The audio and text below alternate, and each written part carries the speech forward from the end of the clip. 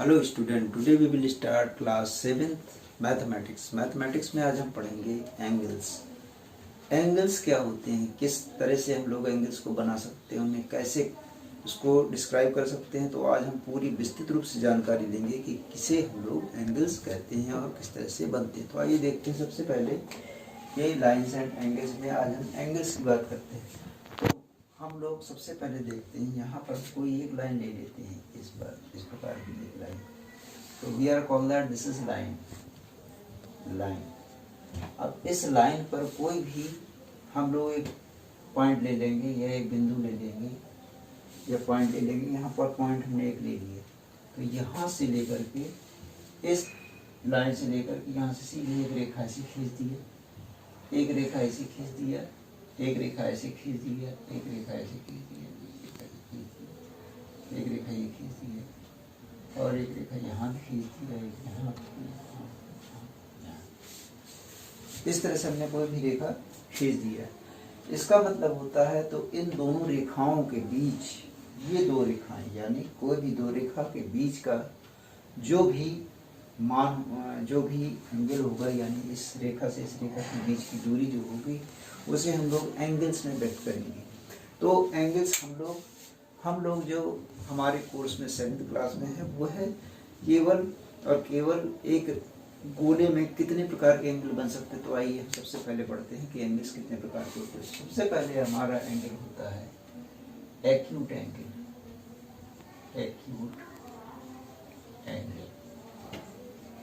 Acute angle में हम पढ़ते हैं, यहाँ हम देख सकते हैं कि किस तरह से एक्यूट एंगल होता है। यानी हमारा एक्यूट एंगल होता है 0 डिग्री टू स्टार्ट और 0 डिग्री से बड़ा होता है और 90 डिग्री से छोटा होता है। तो ये यहाँ से 0 डिग्री से बड़ा होगा और 90 डिग्री से छोटा होगा। इसे हम लोग कहते हैं एक्यूट एंगल। इसको हम किस तरह से बनाते हैं यहाँ देख सकते हैं। अगर मान लीजिए हमारे पास कोई इस प्रकार का एंगल होता है और इसे कहते हैं, ये 45 का एंगल है, तो इसे कहते हैं एक्यूट एंगल। ये एक्यूट एंगल कहलाएगा। उसके बाद फिर दूसरी लाइन पे आएंगे, यहाँ पर आएंगे जैसे, तो इसको हम लोग एक सीधी रेखा पर, जैसे मान लीजिए इसको यहाँ 45 का भी हो सकता है, 40 का भी हो सकता है, 30 का भी हो सकता है। मीन्स 0 से लेकर के 0 से बिगर होगा और 90 से कम होगा। इसे हम लोग एक्यूट एंगल की लेवल में हम लोग ले सकते हैं। दूसरे नंबर का आता है स्ट्रेट एंगल, तो कहेंगे राइट एंगल।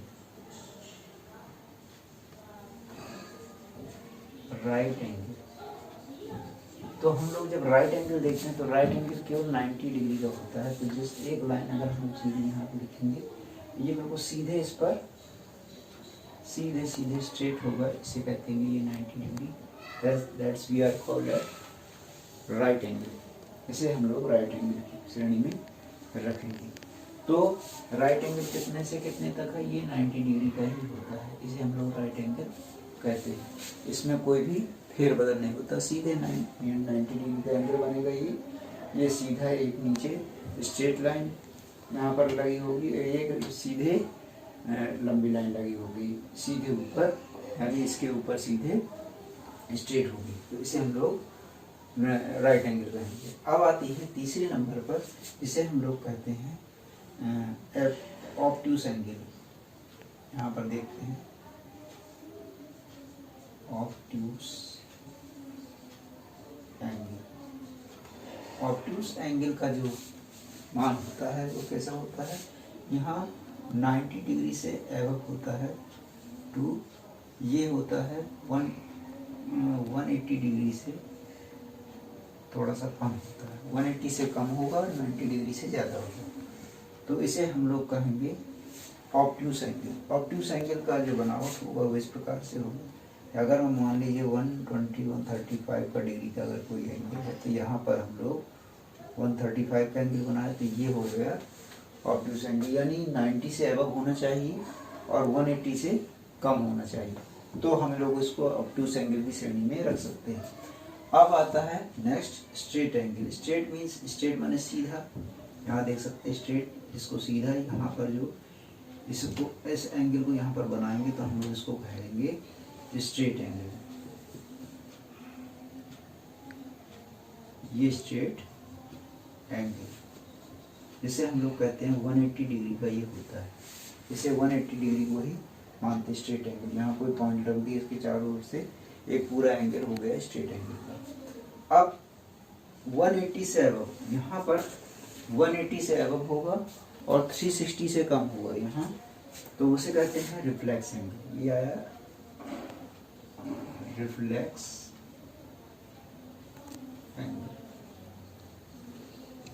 रिफ्लेक्स एंगल में हम लोग देखते हैं कि जो एंगल 180 से अबव होगा, यहाँ 180 से अबव होगा टू कितने तक का होगा, 360 से कम होगा, 360 से कम होगा, तो उसे हम लोग क्या कहेंगे, उसे कहेंगे रिफ्लेक्स एंगल। जैसे यहाँ पर देख सकते हैं, यहाँ मान लीजिए यहाँ पर हमने 270 डिग्री का लगाया, तो ये जो एंगल बना ये 270 का है, तो ये 180 से अबव है, वो 360 से कम है, तो इसको हम लोग कहेंगे रिफ्लेक्स एंगल।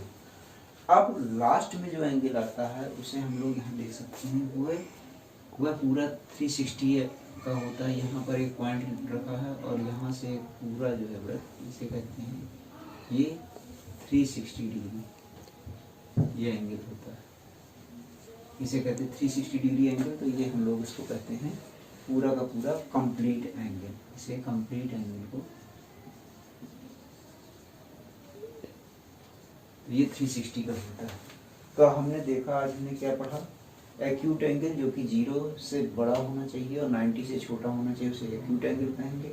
नंबर 2 है यहाँ पर, नंबर 2 देख सकते हैं इस पर, राइट एंगल 90 डिग्री का होता है। ऑब्ट्यूस एंगल जो है वो 90 से बड़ा 180 से कम होता है, यानी 90 से अबव बड़ा और 180 से कम। जो 180 का होगा उसे स्ट्रेट एंगल बोलेंगे। रिफ्लेक्स एंगल बोलेंगे 180 से अबव और 360 से कम। और यहाँ पर कंप्लीट एंगल होता है 360 डिग्री का। तो आज हम लोगों ने पढ़ा कि किस प्रकार से एंगल होते हैं, कौन कौन से एंगल होते हैं। तो आज के लिए इतना ही, थैंक यू।